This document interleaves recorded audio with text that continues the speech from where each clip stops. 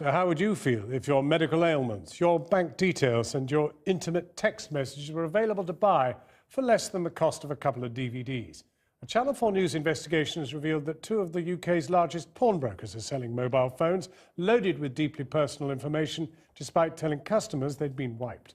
As part of our Data Baby experiment into what happens to our data in an increasingly digital world, we bought a stack of old handsets. We found family photos, company passwords, hospital records, and much more, as Sarah Smith found out.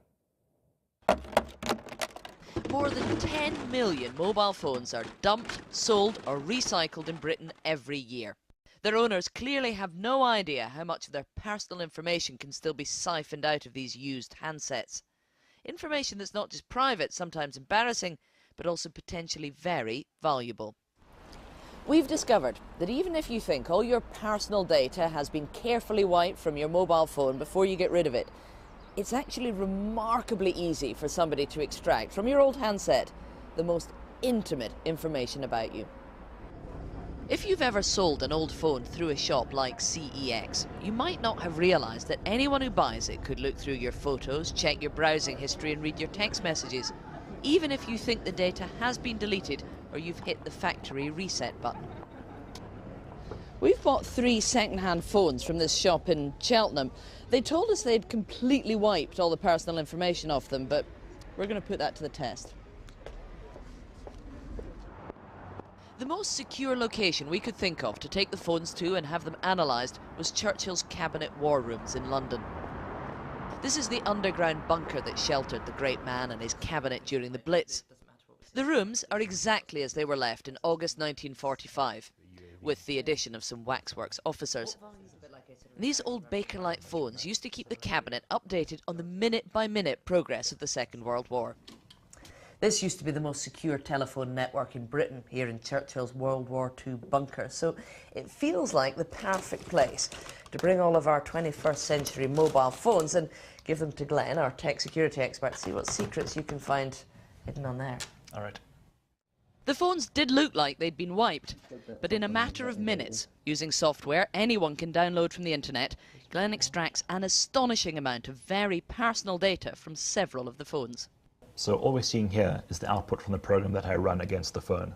So what it's telling me here is it's found over 5,000 files that's recovered from the device. What else have we got? This phone obviously belonged to a teenage boy.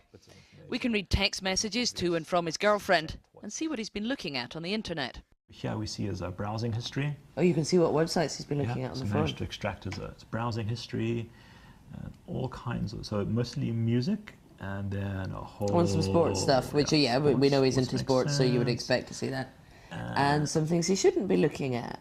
A whole bunch of naughty sites. Go and find more information about. On another phone, we found details of the owner's new email address and the password. This was my favourite find. Here's a letter that she's taken a photograph of, welcoming her to the company. This is a photograph she's taken of a document. Yeah, so she's taken a photograph. Welcome to your new place of employment. Your email address is this, and your password is that. Oops. All written out there, photographed and now retrieved from the phone. Yep. From a third handset, we could build an intimate picture of the previous owner. And to start things off, this is the previous owner's full name, so Denise Holder. And here's a photograph of her, so it's a selfie she's taken with this phone. We can see the most personal details of Denise's life, pictures of her grandsons, details of her hobbies and medical ailments, as well as her full address, date of birth and the last 4 digits of her credit card. Which, if we're going for the angle of identity theft or bank fraud, that kind of stuff's invaluable. So we know her exact street address. That's a photograph of her house. Yep, and there's a photograph of her house, so her exact house, she's in there, might even be her car. Which meant we could invite ourselves round to show her what we found. We had warned Denise that we'd got some information from her old phone, but we hadn't told her quite how much. You'll recognise this, presumably? Yeah, I do. Yes. But thanks to this, I know a fair amount about you. How are you getting on with the knitting? Fits and starts, yeah. Right. Did you enjoy the trip to Legoland? Yes. Did you ever buy the Lego police station, though? Yes. That is really quite worrying, really. So we showed her everything we'd retrieved from the handset that she had been assured when she sold it would be completely wiped. We have it saved on here, so let's have a look. And I don't want to embarrass you too much, but your TV licence payment was also overdue. It's always overdue. And what that tells us, the text that came telling you it's overdue and that you owe them £13, it asks if you want to use the credit card ending in these 4 digits. Yeah, that's really worrying.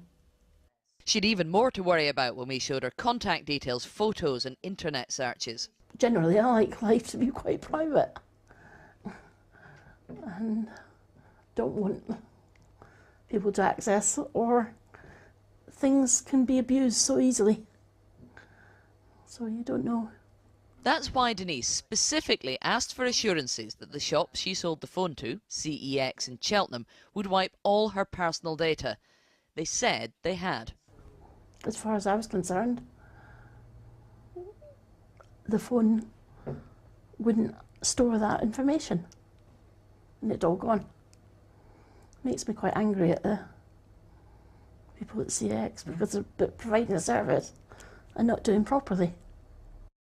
CEX told us, as technology evolves, so do our systems, and we're currently rolling out a new procedure that improves on the current erasing technique used in the second-hand phone market. we also went to a branch of the well-known chain Cash Converters. 2 phones from this store yielded lots of personal data.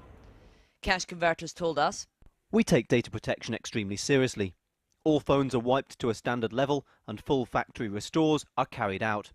It is our understanding that specialist software may still be able to recover certain information stored on the phone. Following the investigation by Channel 4 News, we will be reviewing the procedures carried out at our stores in Islington and Colchester, and the stores themselves have started an investigation into the matter. 1 in 4 of us trades in an old mobile phone every year, and most of us are pretty unsure about how to effectively delete our private information first. Our data in the wrong hands is potentially embarrassing, but it could also be dangerous. Phones now, people don't think about the value of the data on that.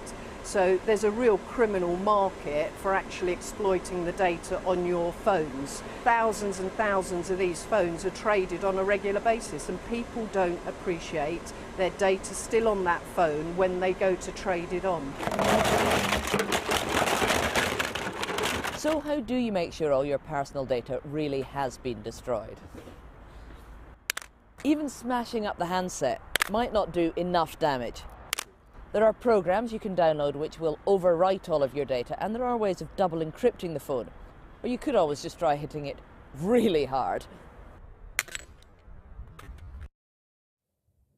Sarah Smith joins us live now. Sarah, you've exposed the problem. What's the cure? Well, the hammer method does work. You'd struggle to get any information off Denise Holder's phone now, but there are much easier ways of doing this.